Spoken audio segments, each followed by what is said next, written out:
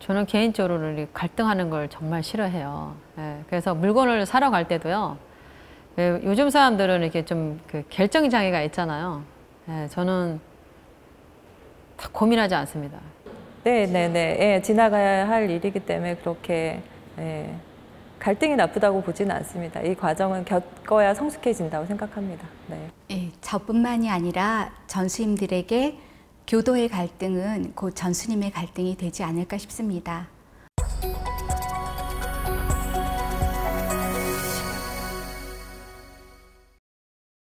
인종차별의 가장 큰 원인은 편견과 차별인 것 같아요.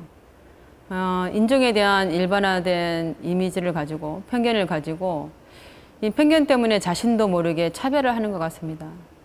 또 이러한 차별은 사회적 갈등이나 인종 갈등으로 이어지는데요.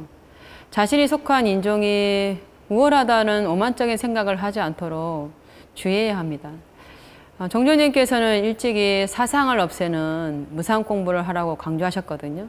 유세하는 것 또는 천대하는 것, 좋은 것은 내가 하고 나쁜 것은 남에게 미루는 것, 또 분별, 차별하는 마음, 이러한 사상들을 없애면 내 안에 있는 편협된 생각들이 제도되어서 상대를 존중해주고 또 각자의 개성이 인정되어 인간의 존엄성을 회복할 수 있습니다. 차별과 폭력, 불평등의 관계가 개선이 되고 또는 상생의 관계가 되어야 잘 살 수 있다는 인식이 자리 잡히면 갈등은 해소될 거라고 생각합니다. 제가 제 도반이 가장 가까운 도반이 젊었을 때 저보고 항상 하는 말씀이 뭐였냐면 전수님은 분별심만 없애면 참 좋은데 분별심이 강하다고. 그래서 제가 그 지적을 받고 끊임없이 노력을 했어요. 내가 정말 분별심이 많은 사람인가? 근데 가만히 내가 생활하는 모습을 보니까 분별심이 있더라고요. 좋고 나쁜 것이 확실하게 저는 이렇게 그래서 못된 성격 중에 저하고 이렇게 좀 잘 안 맞고 그러면 근데 거리를 두는 그런 모습이 있었어요. 근데 별로 좋지가 않잖아요. 그래서 어떻게 하면은 이 분별심을 고칠까? 그래서 성품을 밝혀야 되는데 그 중에 제가 찾은 답이 종조님의 사상 공부였어요. 그 중에 사상 중에 하나가 이 분별심이 들어가더라고요. 그래서 분별심이 일어날 때마다 마음을 키우는 거예요. 제 스스로 의식적으로. 그래서 분별을 안 하려고 어떻게 보면 계속 끊임없이 반복적이고 지속적으로 노력을 했어요. 이거는 훈련이 필요하거든요. 그냥 하루아침에 내가 마음 먹는다고 해서 되는 게 아니에요. 네. 우리가 불공은 소가 여물을 이렇게 대씹듯이 곱씹듯이 끊임없이 예습이 아니고 수행 정진하는 것은 끊임없는 복습이다. 저는 그 말에 참 공감을 하거든요. 그래서 저도 그 하나의 나쁜 성품을 고치기 위해서 생활 속에서 내가 마음속에서 그것이 일어날 때마다 끊임없이 내가 내 자신의 책짓질을 하면서 이거는 별로 좋은 것이 아니야. 그래서 분별하는 마음을 내가 분별을 하면 분명히 상대방도 나한테 분별심을 일으킬 거고, 그죠? 나도 그 속에서 또 새로운 갈등을 맞이하게 될 거잖아. 그래서 결국에는 피해자는 내가 될 테니까. 그래서 내가 정말 좀 편안하게 살 수 있는 방법은 이 성품을 고치는 게 가장 좋은 방법이다. 저희가 이제 정사님이 공부하실 때 일본에서 몇 년간 생활한 경험이 있는데요. 당연히 그런 경험이 있죠. 그때는 이제 한류가 한참 이제 붐이었기 때문에 한국 사람들에 대해서 굉장히 우호적이었고, 그래서 좀 잘 해주셨던 분들이 굉장히 많으세요. 근데 또 그 한일 감정이 안 좋은 분들도 계시기 때문에 이렇게 드러내놓고 이렇게 무시하지는 않지만 정말 은근하게 무시하는 그런 말투라던가 그런 게 분명히 존재하거든요. 그리고 큰아이를 어린이집에 제가 보냈었는데 거기서 우리가 외국인이라서 차별을 하지 않을까. 근데 분명히 그런 선생님도 존재하셨어요. 계셨고 하셨는데 사람의 그 마음은 통하더라고요. 제가 진심이면 시간이 지나면 그 사람도 알아주고 이렇게 하는 것 같아요. 그리고 가장 중요한 거는 무엇보다 교육인 것 같아요. 어릴 때 어린이집이나 그런 기관에서 또 초등학교 때부터 그런 교육기관에서의 그 다문화 그런 거에 대해서 그 교육을 통해서 많이 아이들이 받아들여지는 것 같고 그 교육의 효과가 분명히 크다고 저는 생각을 합니다. 저희 아이도 지금 초등학생이 있는데 학교에서 그런 다문화라던가 이런 교육을 하거든요. 하는데 그러면서 저하고 이런저런 대화를 많이 나누는데 그런 교육으로 인해서 아이가 새로운 생각을 많이 하고 아이들은 편견이 없어요. 절대로 편견이 없습니다. 어른들이 만들어주는 그것이지 아이들은 편견이 없어요. 그래서 뭐든 다 받아들일 수 있더라고요. 그래서 어릴 때부터 그런 교육이 가장 중요하다고 생각하고요. 그리고 무엇보다 가정에서도 또한 중요하다고 생각합니다.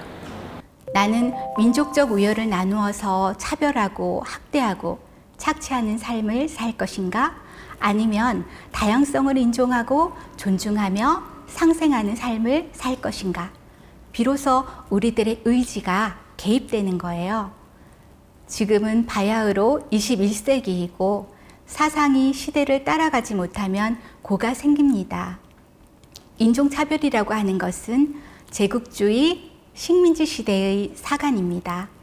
21세기를 제국주의 식민사관으로 살아갈 수는 없지요. 생각을 바꾸면 지상의 화음세계가 그대로 펼쳐져 있는 겁니다. 부처님께서는 사람의 천하고 귀함은 그가 속한 나라나 부와 명예에 있는 것이 아니라 그 사람의 행에 있다고 하셨답니다. 아무리 잘 나가는 나라의 민족이라도 그 생각하는 바가 후진적이고 이기적이면 별로 좋아지지 않을 것 같아요. 반대로 못 사는 나라의 민족이라도 근면하고 성실하고 미래를 꿈꾸며 지족하는 삶을 살고 있다면 그 가치는 충분히 인정받을 것 같아요.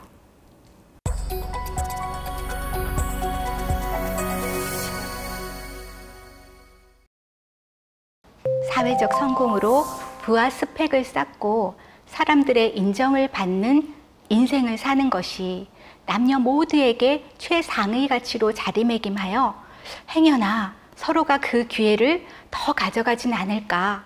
양보가 없는 곳에서는 소홀해지는 육아에 대한 가치, 소홀해지는 살림에 대한 가치, 더불어 소홀해지는 인간에 대한 가치, 삶에 대한 가치가 필연이 될 수밖에 없다고 생각해요. 남녀 간에 서로를 갈등의 대상으로 몰고 갈 만큼 과열되지 않은 효율적인 밀도의 경쟁과 서로 상보적으로 상생할 수 있는 차이에 대한 더욱 배려 깊은 미래가 있었으면 좋겠어요. 사회적 환경의 불평등과 차별 대우를 받았을 때 실제로 내가 할 수 있는 것은 참고 견디는 게 다였거든요. 만약에 목소리를 크게 내거나 아니면 자기 주장을 내세우면 공부가 덜 됐다. 그러니까 뭐 나댄다. 그렇게 나대니까 안 되는 거다라는 이렇게 비판과 이렇게 야단이 돌아왔어요. 그래서 내 마음에 좀 병이 안 들고 내가 건강하게 살려면 내가 할 수 있는 게 이제 불공으로서 내 마음을 다스리는 것이 최선의 방법이라고 생각했습니다. 그래서 가만히 희사와 염송을 하면서 그거를 이렇게 해결하는 부분들이 많았거든요. 근데 어떠세요? 좀 답답하고 갑갑하죠? 여자라서 안 돼. 안 그러면 남자라서 안 돼. 와. 같이 성별을 기준으로 나누는 것이 아닌, 남자든 여자든 누구나 할 수 있다면, 또 잘할 수 있다면, 그 평등적인 분위기를 만들어서, 그러기 위해서 그 사람이 각자 잘할 수 있는 것, 또 하고 싶은 것을 자유롭게 하도록 이렇게 격려와 유도를 해주면서 갈등을 해소할 수 있는 방법을 적극적으로 또 찾고 노력한다면 좋은 결과를 얻을 수 있지 않을까 생각합니다. 그래서 할 수 있다면 해도 대와 같이 차별이 아닌 평등심으로 서로가 잘하는 것을 할 수 있도록 격려해주고 유도한다면 갈등을 해소할 수 있는 방법을 찾지 않을까 싶습니다. 그래서 종조님께서는 개성의 확립을 얘기하셨거든요. 그래서 남자다 여자다라고 이렇게 구분지어서 생각하는 것보다는 하나의 인격체로서 그냥 봐줬으면 좋겠어요.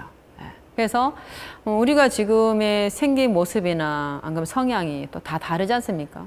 그래서 각자의 그 개성을 이렇게 존중해주고 이해를 해준다면 좀 더 나아지지 않을까요? 그렇죠. 우리나라가 이렇게 이런 의견을 이렇게 막 나오던 그 시간이 사실 얼마 되지 않았어요. 그래서 이 젠더 갈등 같은 경우에는 사회적인 그 성 역할에 대한 어떻게 보면 갈등이잖아요. 성에 대한 이야기보다 그 성의 역할에 대해서 어떻게 나뉠 것인지 그런 부분에서 뭐 직장이면 직장, 뭐 가정이면 가정, 어떤 조직이면 조직에서의 그런 갈등을 얘기를 하는 거잖아요. 이제는 남자, 여자에 대해서 운운할 필요는 없는 시대인 것 같아요. 그리고 서로의 그런 존중해주는 시대이기 때문에 지금 이렇게 갈등을 일으키는 것도 나쁘다고 볼 수는 없어요. 이런 과정이 있어야지 또 나름의 정리가 되기 때문에 이런 갈등과 서로 간의 그런 의사소통을 겪어야 되기 때문에 예, 지나가야 할 일이기 때문에 그렇게 갈등이 나쁘다고 보지는 않습니다. 이 과정은 겪어야 성숙해진다고 생각합니다.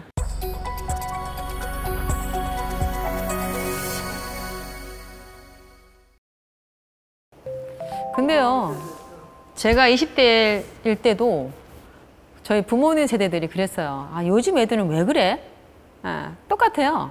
근데 세월이 흘러서 제가 이제 자식을 낳아서 키워서 내 자녀들이 그 정도 나이가 됐을 때 우리도 실질적으로는 내 아이들 보고 나는 나중에 아이들을 낳아서 키우면 절대 저런 소리를 하면은 안 되겠다라는 그 생각을 했는데 결국엔 나도 자연스럽게 하게 되더라고요. 이해 안 돼. 뭐가? 내가 애들한테 이렇게 딱 던지는 말이거든요. 네 행동, 안 그러면 생각, 말 이런 것들이 이해가 안 돼.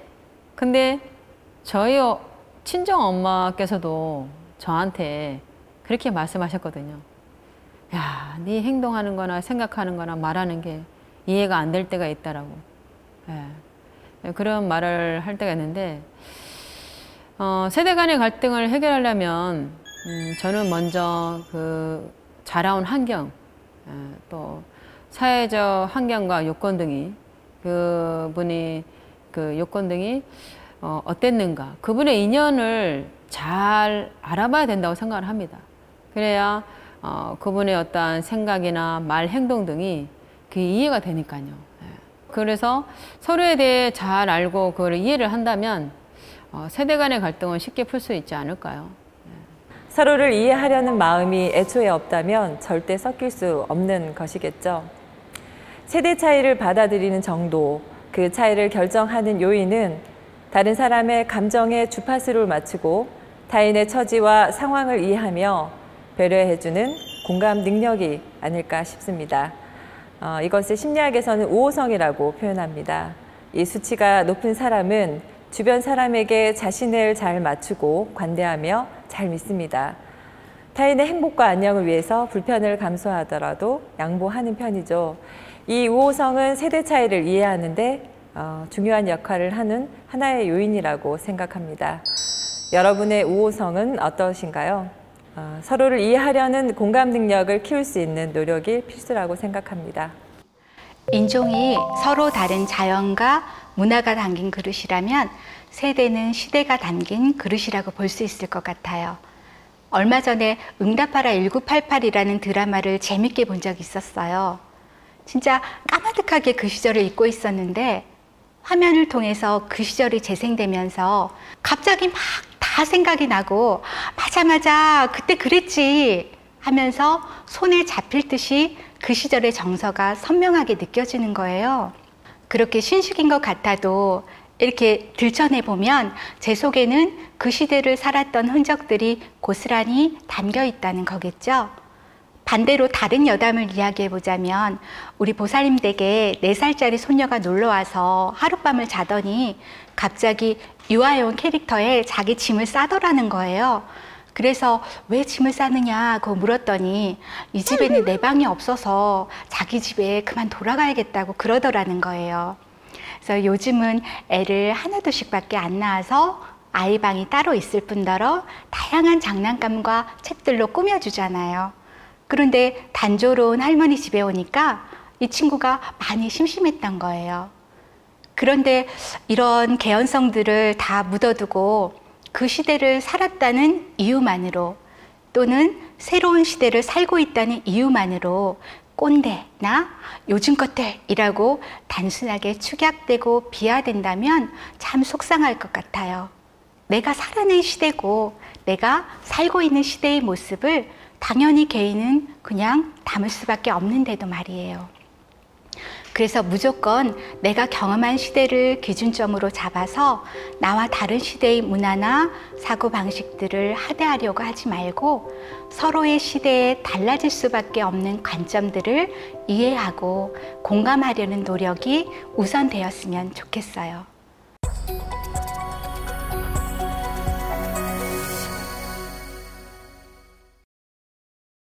이 아이들이 세상에 나갔을 때, 나중에 배우자를 만나서 결혼했을 때는 적어도 그렇게 키우면 정말 안 되겠다는 생각이 제가 들어서 항상 뭘 할 때 같이 하는 걸로, 제가 그렇게 지금부터 해야지 나중에 그런 것들이 자연스럽게 나올 것 같아서 집에서는 그런 역할을 남자가 해야 되고 여자가 해야 되고 이런 걸 좀 최소화하고 싶어요. 근데 정사님도 좀 가부장적이세요. 저희 큰 녀석하고 저하고 좀 잘 부딪힌다 했잖아요. 그래서 엄마 어떻고 저떻고 이제 큰 녀석이 얘기를 해요. 그러면 저는 그냥 원칙적인 얘기를 해요. 그것도 어떤 직업병인데, 그래? 그럼 희사하고 염성해. 참여해봐. 그럼 애가 막 울어요. 엄마는 맨날 나한테 그 얘기밖에 할 수 없어? 이러거든요. 그 전까지는 더없이 부모님한테 막 협조적이고 우리 부모님이 세상에서 최고고 이렇게 존경하면서 컸는데, 기본적으로 나 여기 말고 좀 넓은 세상, 다양한 세상 알고 싶다는 본능이 한 20대 사춘기에 들었어야 되는데 제가 좀 늦댔나 봐요. 그래서 뛰어봤자 부처님 손바닥 아니라고 어떻게 또 일로 다시 들어오는 그 계기가 된 거예요. 구독, 좋아요, 알림 설정.